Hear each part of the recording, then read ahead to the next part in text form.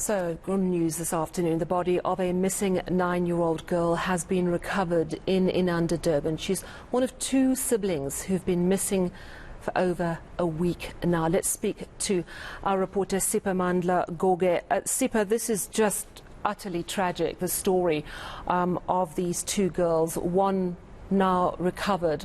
And I would imagine, is it the 6-year-old little girl who's still missing? Yes, indeed, that is correct. So the Makwaza siblings, that is Thandazile, who is 9 years old, and Tandiwe, who is 6, were washed away together with their father. They were sleeping in the same house. Their house was washed away.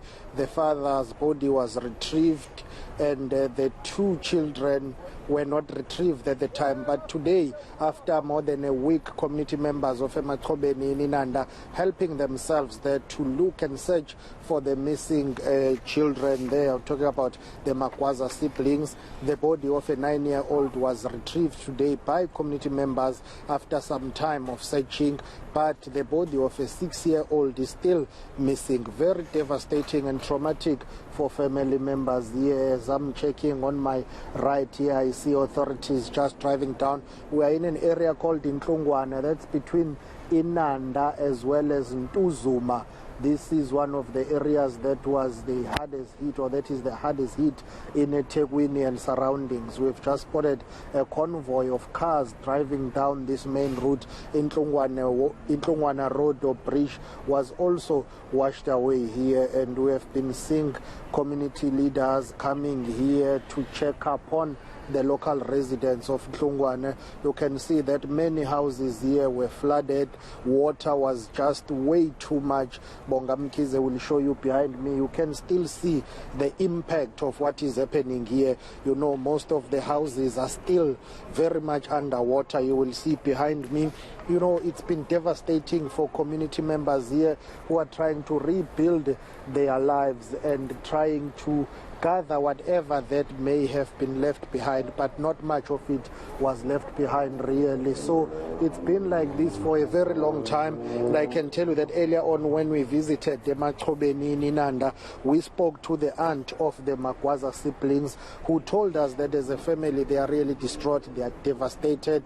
They had some hopes that at least they were going to find the bodies of the siblings, but only one has been found for now, and they are still hopeful that the body of a 6-year-old will be retrieved at some point. Let's take a listen to her explaining.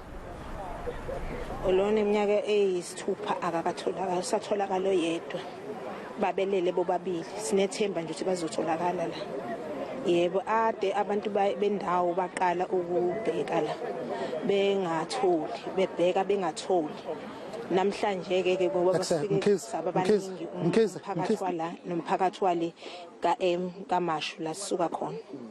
Yebo bahlangana ke bonke umphakathi wa M nomphakathi wala babheka bekukhona nabesifazane bona ke laba besifazane laba asebehleli lapha okuyibona bathola ama-ID kaBhuti namakhadi akhe yonke into la kwase beqinisa khona ukubheka ngoba bebona ukutholakala lezi zinto zakaBhuti.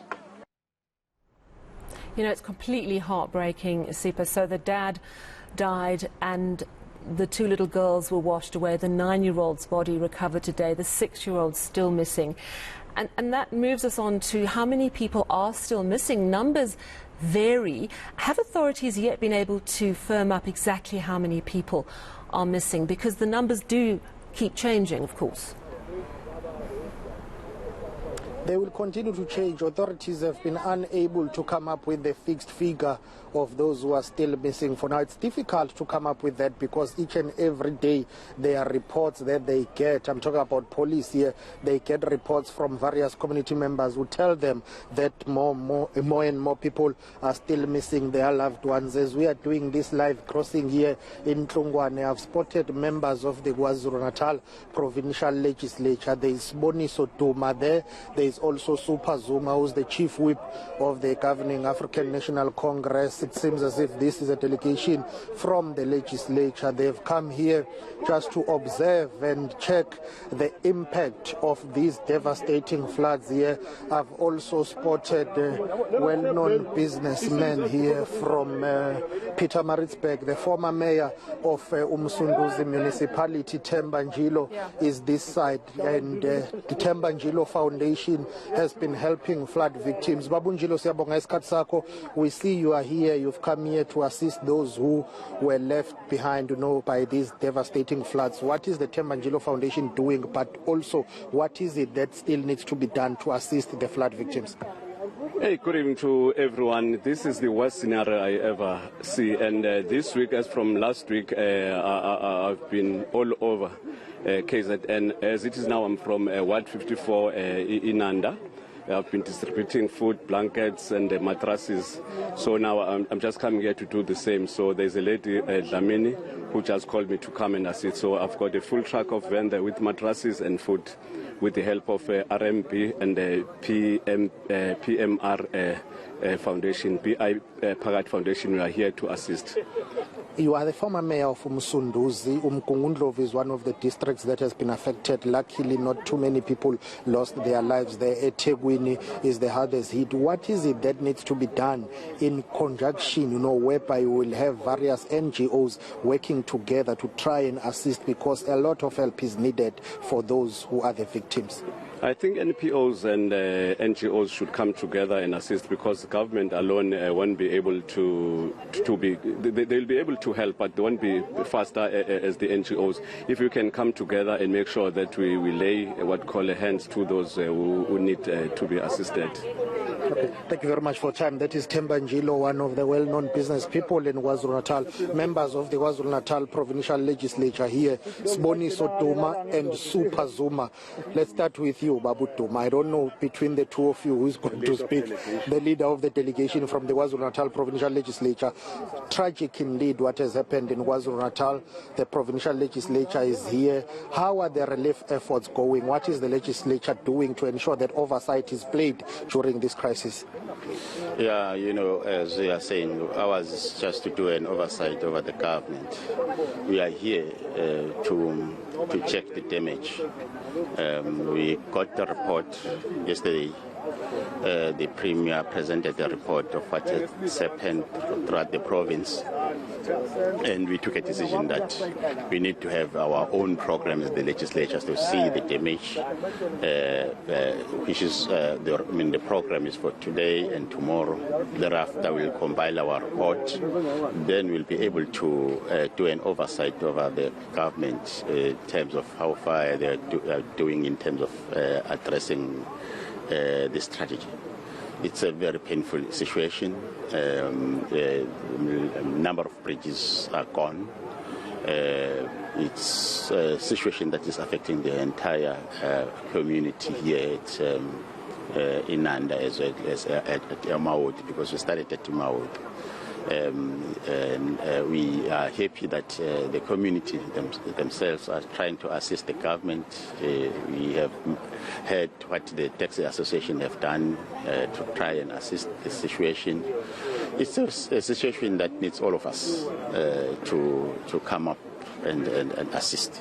And the role of the provincial legislature will be key when that relief effort is being distributed, but also the relief funds, emergency funds that will be dispersed across KwaZulu-Natal. Many people are concerned about that. Your role in that regard to ensure that each and every cent that is directed to helping the victims is utilized in a manner that is designed for it.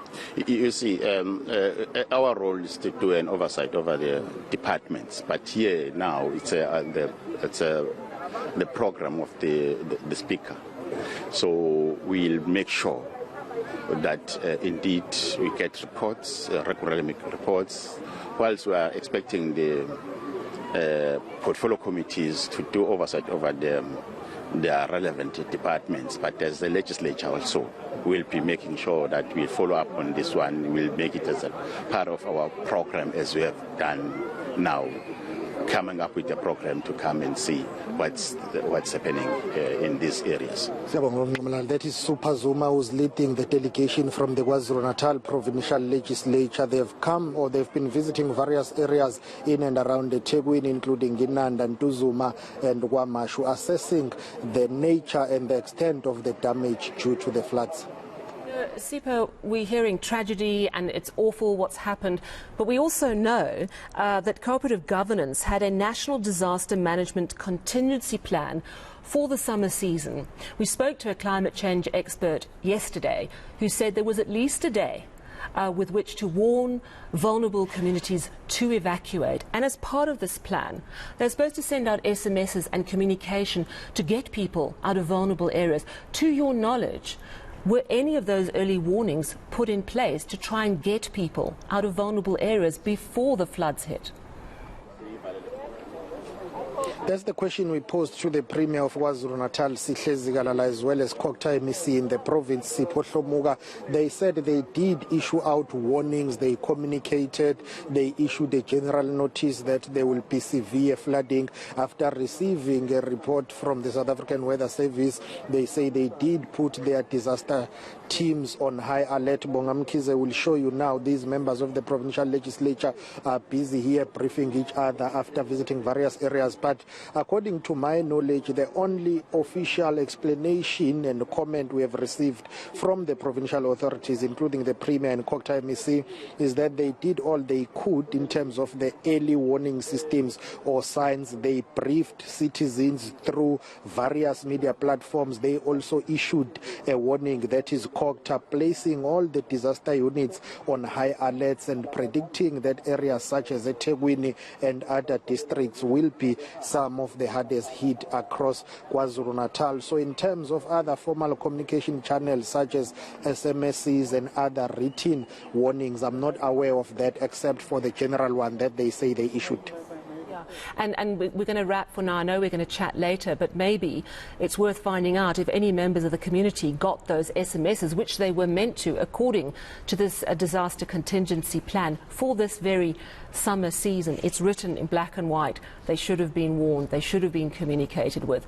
It's certainly going to be an interesting angle to follow. Thank you so much for that update. That's our senior reporter, Siphamandla Goge.